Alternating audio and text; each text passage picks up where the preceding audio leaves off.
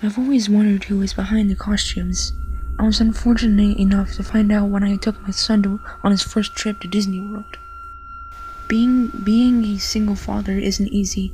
I work as hard as I can to provide for my child, but I need to make enough free time to be there for him. It's a rough balance that many others struggle to maintain. It's so rare that I get a chance to spend the entire day with my boy, or that I get a break from the stress. So when an opportunity arises, I try my best to make it a reality.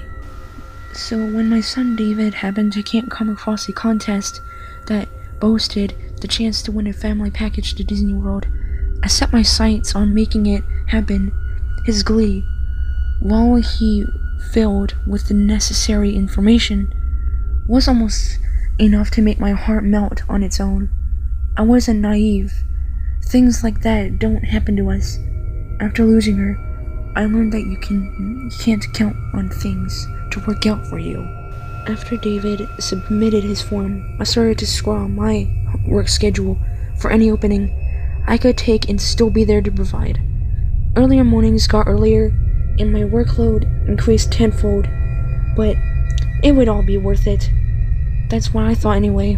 The contest ran for a month, and have to give people the time to send in their entries, and me to save up for 2 tickets.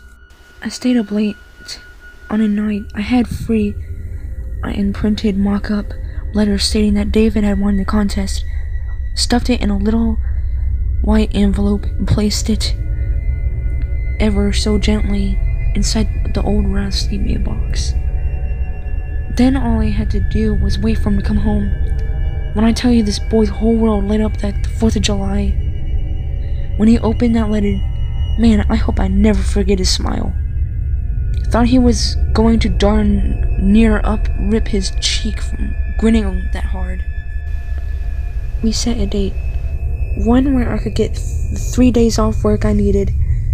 Even though the trip was still a few weeks away, David was all packed and ready to go the night he received the letter. He told me about how jealous his friends were. Never questioned why family pack only consisted of 2 tickets. I can't speak for all parents, but Disney World was miserable. It was far too hot, and within a few minutes of walking around the unrelenting sun, I could feel my sweat clinging to my clothing. David wanted to see every bit of the park that he could. He would run up to every mascot. I could tell he was getting flustered with the ones that couldn't talk back. I could tell that was going to be a problem. I love the boy, but he isn't good at letting things go. I guess most children are like that. The park was so loud, my feet started to hurt as we stood for unreal amounts of time in line for the ride at the time. I wasn't there for me though. I was there to spend time with David and watch him immerse himself with his favorite movies. Still though, despite me trying to explain the mascot's silence, he continued to protest. I would have to walk up and pull him away from the silent animals. One time, David reached forward and grabbed onto Goofy's hand. The expression on David's face dropped, and he walked back to me. His hand felt weird, he said to me. I looked up at Goofy. I didn't care. They could be as animated as they wanted, but the unmoving faces always gave me the creeps. The way they can just stare forever. We didn't engage with many after David got creeped out, and I couldn't really get an explanation out of him. We still had far too many things to see anyways. We couldn't be stopping to talk to each and every make-believe character. David's mood slowly returned as we feasted on a monstrously expensive meal and went on a few more rides. We sat together as the sun had long since passed the horizon, and we watched the fireworks leap into the air. The brilliant spectacle of colors and booms filled the park, and despite all my complaints, there was my boy. It truly was the happiest place on earth. It would have been picture perfect if it wasn't for all the mascots that stood around us. With every glow of the various colors, their features were outlined, and then they'd fade into the dark. It was eerie, and I was glad David hadn't got scared.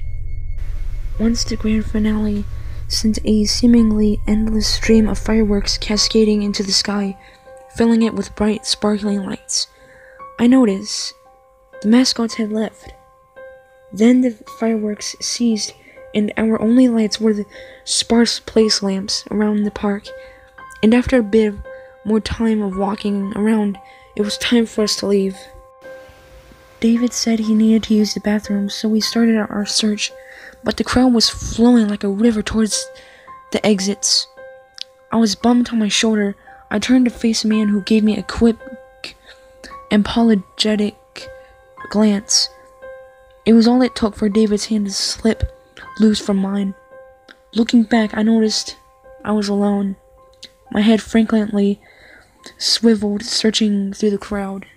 My voice raised above the surrounding chatter as best as I could call his name, and I didn't hear a reply. I started pushing against the tide. My exhausted body brushed up against the ocean of others as I tried to find a clearing, hoping that the herd would thin out. My breath and my heart started to race in tandem as seconds felt like an eternity. Getting near back of the pack, I could hear distant and timid "hello" swimming over the conversations around me. David? It was David. I looked around like a madman, and once only a few people were surrounding me. I could see under one of the lights was other than Mickey Mouse. Of course. I thought, of course, David would want to say goodbye to Mickey if he saw him. With the crowd dissipated, I quickly jogged to the oversized rodent and noticed that David had a small collection of tears under his eyes. I promptly asked him what was wrong, and he said that Mickey won't say goodbye to him. The last thing that I wanted was for David's final memory of the park, and wanted it to be a negative one. All he wanted was a goodbye. I stood up straight and looked at the mouse and his saucer-sized black pupils, then back at my son who was wiping his cheeks. Slowly, I stepped forward and leaned towards the mouse's ear, and I did my best to whisper my son could hear. Hey, I know you're not supposed to, even if it's the worst impression. Please just say goodbye. There was a moment of silence, and when I didn't receive a response, I started to pull away from Mickey. Daddy. David chimed, and when I turned my head, I noticed that Goofy had closed in on us. Looking back to Mickey in the dark, when I stared into his pupils, it seemed like the dark they were made of was swirling. I told David that we should just get going, but he said he wanted goodbyes and grabbed Mickey's hand. Mickey grabbed back. The grip must have been strong, as David immediately started to struggle against it and screamed for me. What the heck? I shouted towards the rat. I reached out to grab Mickey's arm, and when my hands made contact, I understood David's previous statement. Weird was the only word I come up with too. Whatever was under the costume was much skinnier than a person should be.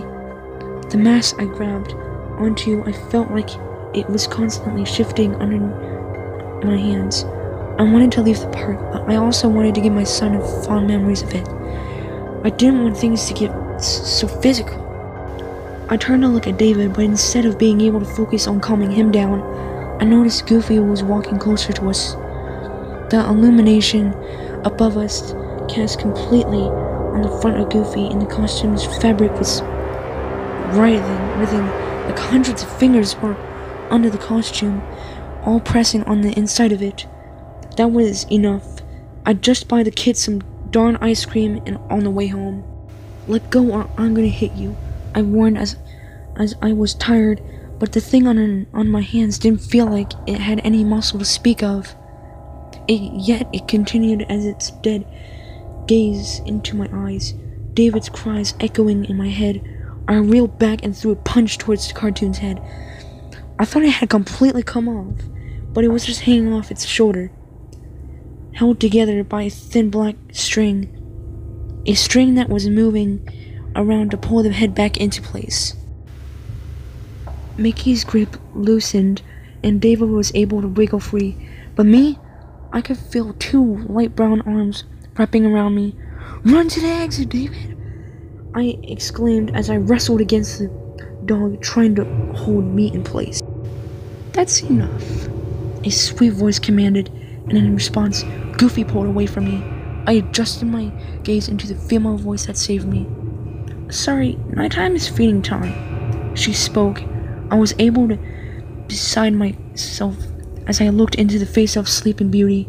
The actor stood under the lamp across the path with her hands clasped together. Mickey and Goofy stepped away from us.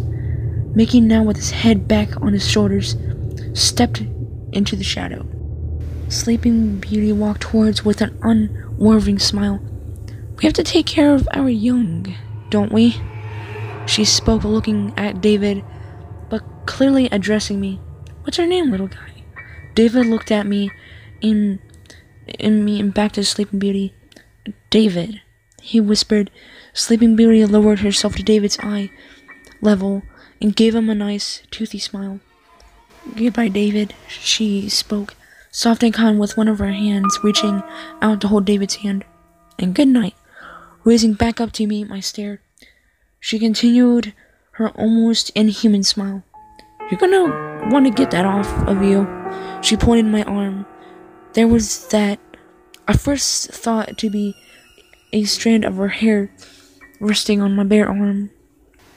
What I thought was hair then spread out to seem to multiply until it was a scraggly clump with thin hand strands reaching around.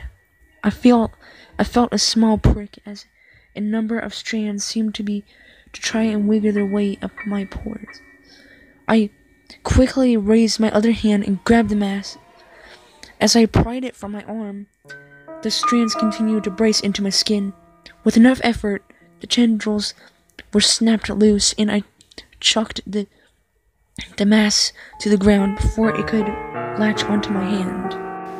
The clump moved across the tiled road until it found Sleeping Beauty, who bent over and let it rest in her gloved hands. She nodded, and with that, I grabbed David's hand once more and pulled him towards the exit. His tears were gone, and all that was left was his satisfied grin. I offered one more look back as we go to the exit. They were all there. Each mascot we had come across that day stood in the dark, watching us leave. Our drive home was long, quick for David though. He passed out in the passenger seat, clutching one of the souvenirs we had purchased. I tried to get the images out of my head on the ride home, each stray strand of hair in the car sending me into a mild panic until the wind pouring in from the windows whisked it away. I think what was most disturbing to me, even as horrific as the fur mascots were, the being held together by what the heck was inside there, was Sleeping Beauty. Her calm and collectible attitude was unnerving. When she flashed out the toothy grin of my son, the light above us perfectly bounced off those near purely whites and black strands that were poking out from the small gaps in her teeth.